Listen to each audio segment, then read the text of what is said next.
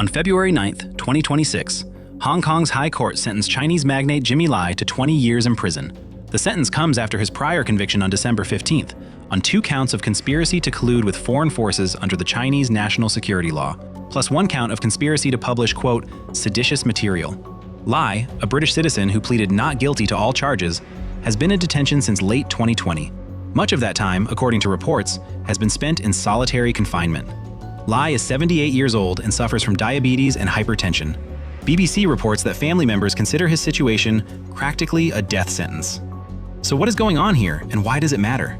To understand that, we need to go back to where it all began. In this video, you will understand who Jimmy Lai is and why the Chinese party is sentencing him to 20 years in prison. You will know China's geopolitical interests in Hong Kong and what the future of Jimmy Lai might look like. Jimmy Lai, originally Lai Chi-ying, was born in 1947 in the Guangzhou region in mainland China, amid the civil war between the communists under Mao Zedong and the Chiang Kai-shek nationalist Kuomintang party. Lai's family was wealthy and had successful businesses until Mao's regime took over, only 2 years after he was born. When Lai was 3, his father left for Hong Kong. His mother, however, endured public humiliations. The communists forced her to parade in front of people, wearing a donkey hat and asking for forgiveness for her so-called bourgeois and counter-revolutionary past. She would be later sent to a labor camp. Now in disgrace and without parents at home, Lai, along with his 2 sisters, would have to take care of themselves. At age 12, he decided to escape to Hong Kong as a stowaway on a fishing boat. Upon arrival, Lai found himself working at a factory, where he worked before 7 a.m. until past 10 p.m. According to Lai, he doesn't recall these moments as anything other than happy. It was a time that I know I had a future.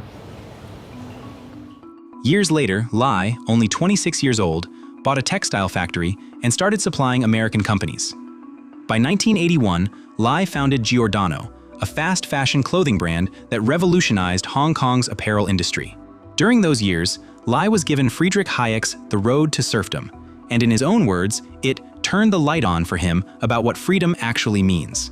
Lai's business was booming due to his own efforts and vision, but also due to the changes China was experiencing thanks to Deng Xiaoping's Great Reform, which Lai himself looked at with hope.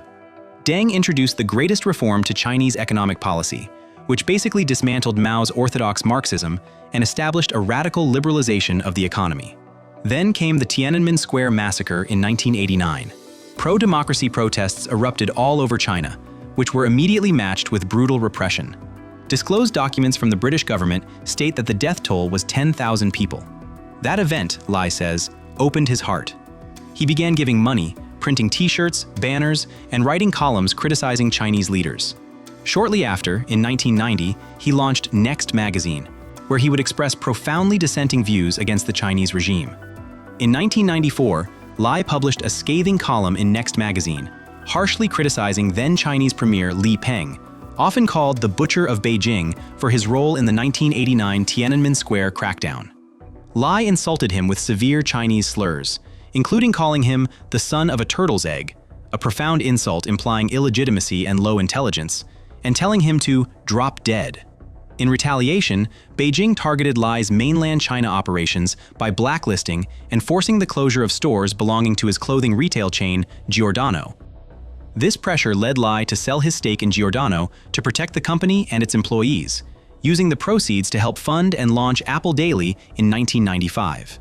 But Apple Daily still exposed the government's corruption, even after all the persecution that Lai had endured. It still supported pro-democracy movements like the 2014 umbrella protests and the 2019 demonstrations. According to prosecutors in Lai's trial, the paper published articles urging foreign sanctions against China. They cited his meetings in the United States, including with then Secretary of State Mike Pompeo, as evidence of collusion with foreign forces. In 2021, amid government raids and pressure, Apple Daily closed its doors. But Jimmy Lai stayed in Hong Kong. He faced arrests. Firebombs were thrown at his home, per reports. He could have fled. He owned properties abroad, but he didn't.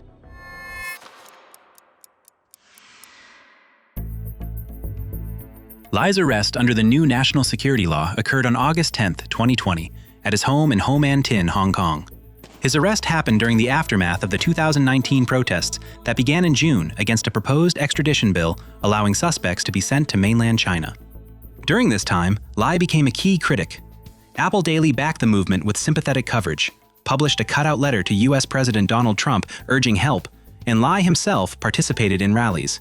This made him a target, as Beijing viewed him as fueling unrest.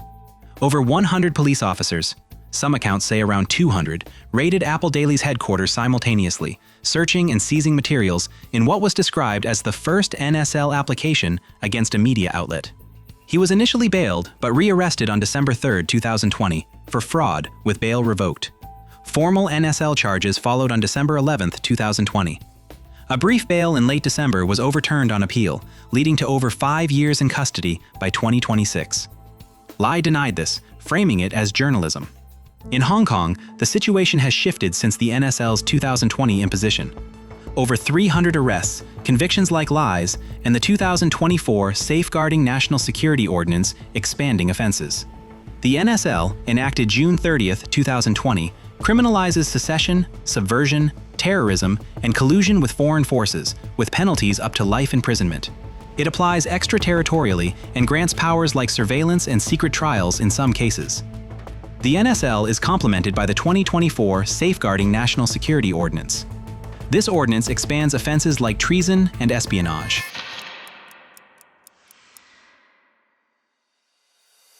Amid his activism, Lai's Catholic faith became a cornerstone of his resilience. Lai converted to Catholicism in 1997 and got baptized at the Cathedral of the Immaculate Conception by Cardinal Joseph Zen, with William McGurn, a Wall Street Journal editor, as godfather. His wife Teresa, a lifelong Catholic who raised their children in the faith, introduced him to it.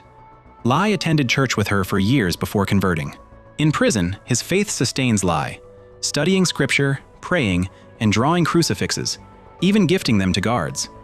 So, why risk it all, some may ask? Lai gave his answer simply. I would not get out of Hong Kong because I'm one of the troublemakers. I can't make the trouble and then go. I cannot do that. But how do the authorities see it?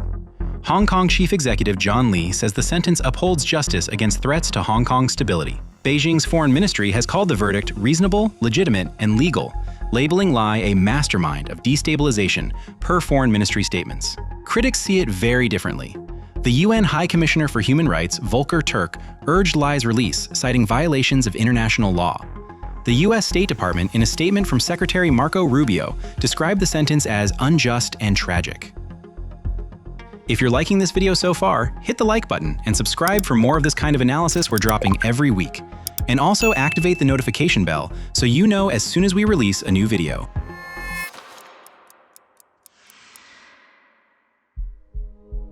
Jimmy Lai's deeds highlight the growing tensions around Hong Kong's one country, two systems promise, the framework that was supposed to preserve the city's freedoms even after its return to Chinese control. His fight mirrors Hong Kong's own transformation, from a prosperity hub built on openness and the rule of law, to a city under tightening control. Lai's family, including his son Sebastian, has spoken publicly about their fears. Given Lai's age, diabetes, and hypertension, they describe the 20-year term as, in their words, practically a death sentence. International human rights organizations have responded forcefully. Amnesty International termed the sentence a cold-blooded attack on freedom of expression. Lai's fate is, objectively, dismal, and it is also a two-faced message for all Hong Kongers. The first one, even one of the biggest billionaires can be shut down and put behind bars if the regime wishes. If he can be easily removed, so can any citizen. It would be just a matter of time. The second one is a message the Communist Party of China might not want anyone to hear. They do not want people speaking. It's too dangerous. Because where censorship attacks, the fear of speech is what motivates it.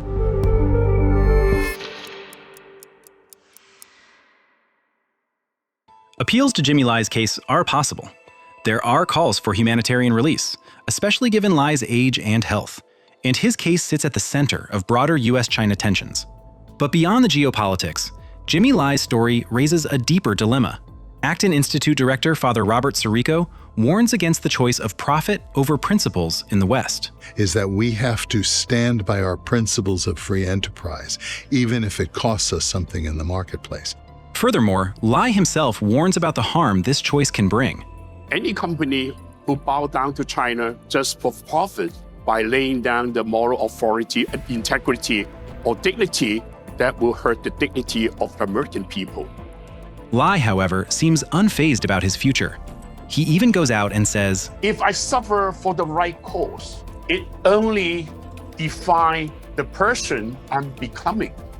If they make me a symbol of resistance, whatever suffering I suffer under them will be a wonderful message for the world to pay focus here.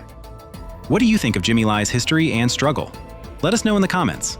If this video clarified the facts and the stakes for you, hit the like button, share it with someone who cares about free speech, and subscribe for more investigative explainers. If this investigation raised questions that deserve deeper answers, you'll find much more work like this on the Big Picture Originals platform. Become a member and get full access to all our exclusive content. Start with History of Communism, the most comprehensive deep dive ever produced on this ideology, tracing its roots from Marx to Lenin, Stalin, Mao, and beyond, with contributions from leading scholars from Cambridge, Oxford, and other top institutions. This is the full intellectual and political anatomy of an idea that influenced and keeps influencing the modern world. Click the link in the description or scan the QR code and unlock your access.